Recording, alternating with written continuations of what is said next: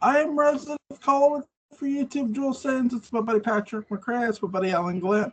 We're here to do a review of episode 796, written by Sam Hall, narrated by David Selby, directed by Henry Kaplan. The episode was recorded July 7th, 1969, and recorded July 7th, broadcast July 14th, 1969. This opens with Aristide and Angelique, and Aristide knows that Angelique is not this puppeteer or whatever. Yes, she's not from the local puppeteer group. Yeah, he's on to her, and he's not too happy. She tried to strangle the life out of him. He wants the hand, and his bargaining chip is he's got Quentin somewhere, and Quentin could die very, very soon. And he's telling the truth, and she's convinced. She tries to hypnotize him, but he has a witch's medallion, which looks eerily similar. So I've seen it somewhere before. Anyway, what did you guys think of this opening of this episode, Patrick?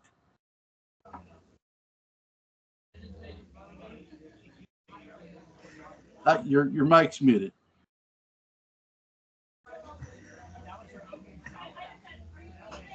Which pretty much sums up my stance on that. Alan?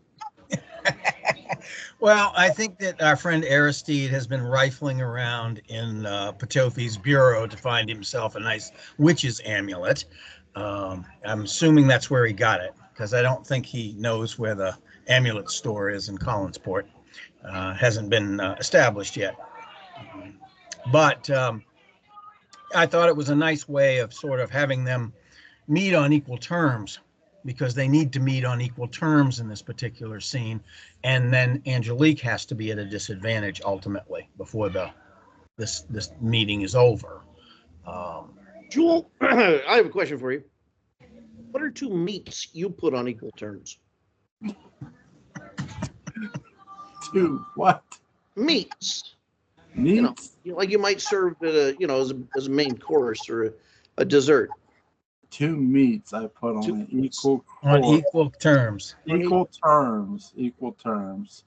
Well, let's see. Steak is pretty high up there, and let's see. This could go on for a while.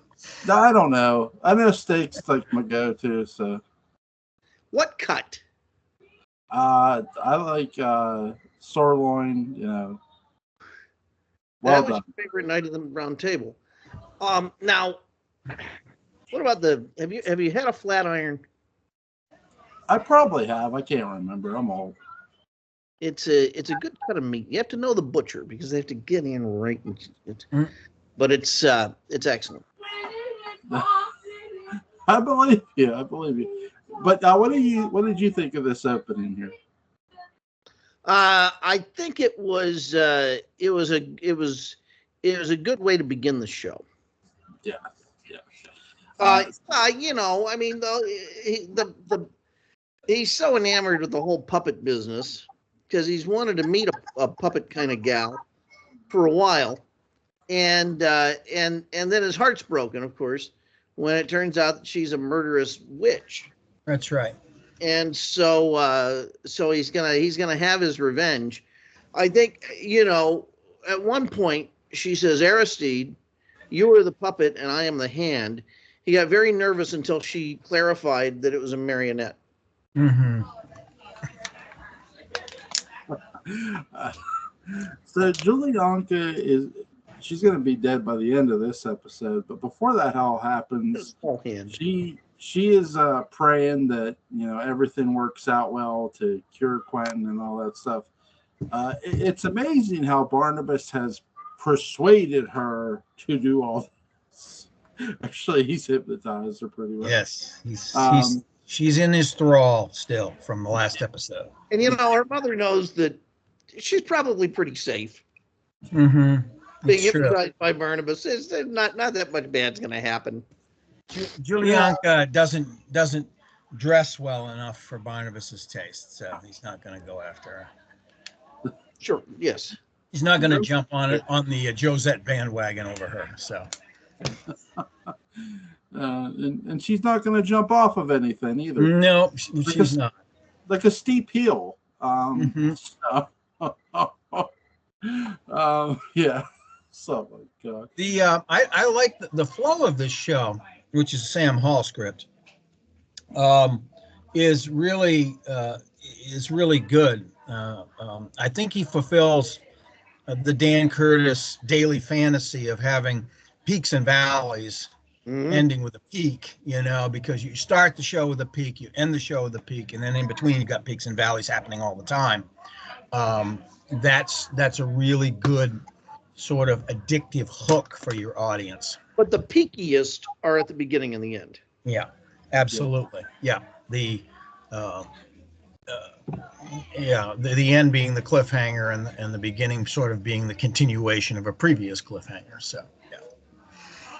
I think the writers here have did a good job of showing throughout these episodes, especially since his debut, of how dangerous Aristide really is. And how... Two terms I really don't think of with Aristide, but you're right. He does. He brandishes a knife. He threatens people at the drop of a hat. He's easily aroused to anger. So he is definitely a kind of considered a dangerous loose cannon. But on the other end of the spectrum, he's also a popinjay. He's a fop. He's a slave to fashion. He's effete.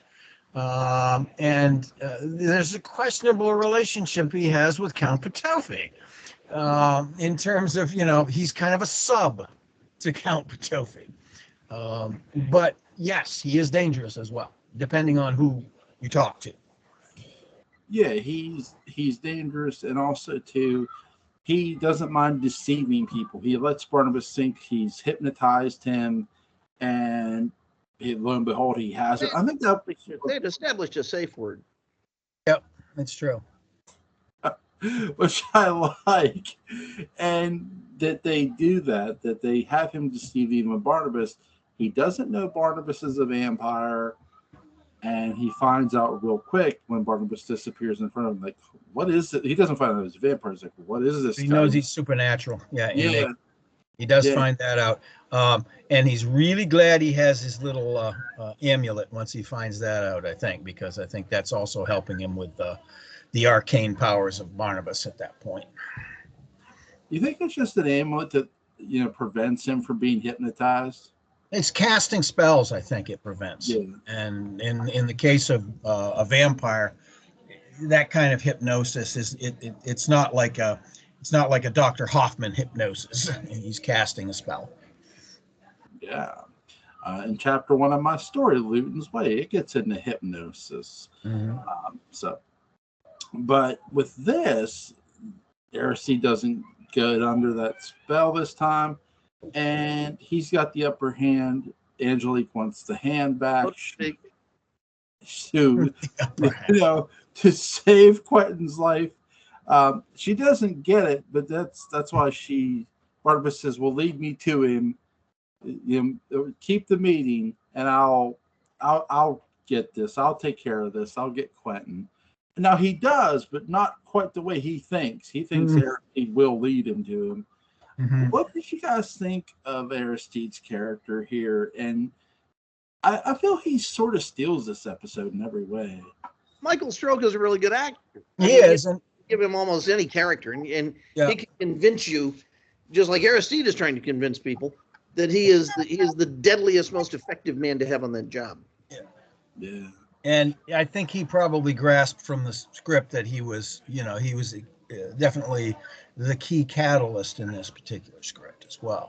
It's the guy that drives reaction.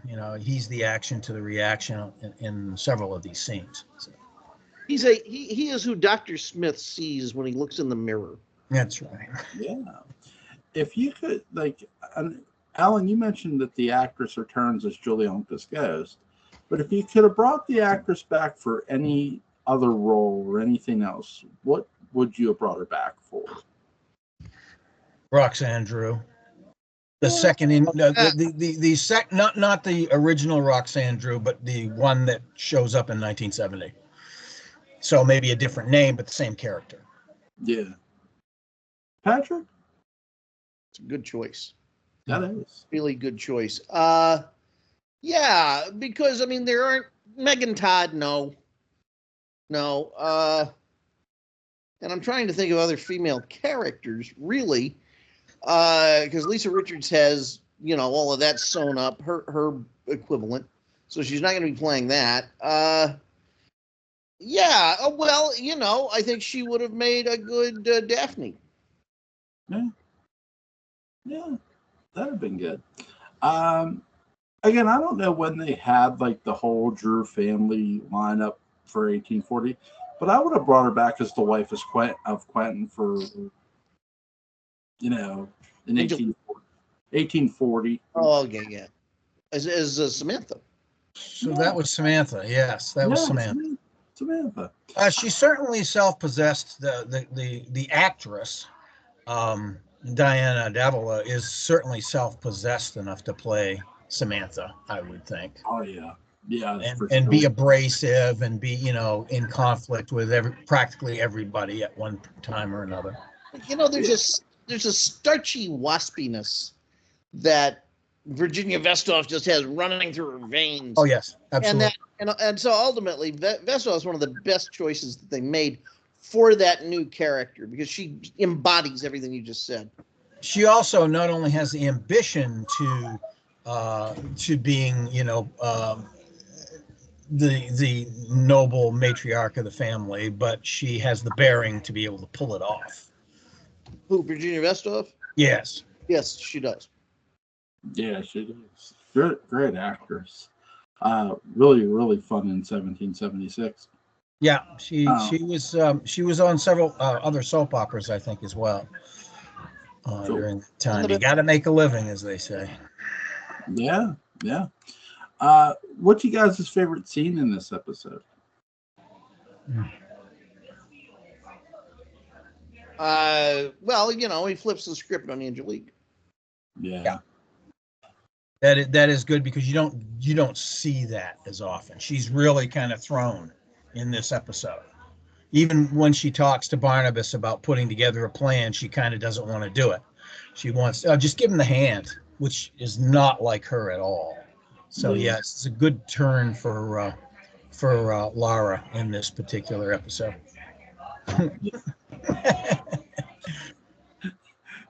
Everybody's a critic.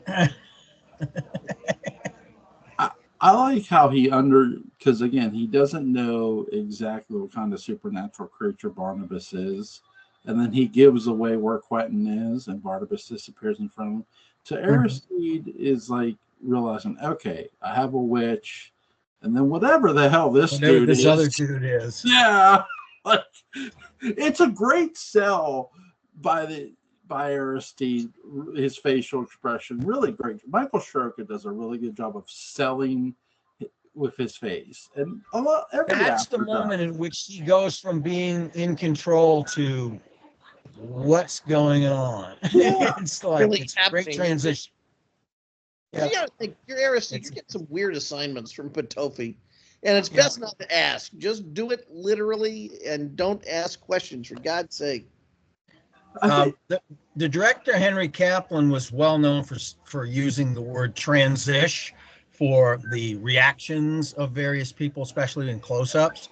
He must have been saying it like all the time during this episode because it was happening a lot. There were various thought transitions and stuff going on. Peaks, those peaks that we talked about before, where a character has a realization or something happens suddenly that causes a reactive response. All those are transitions.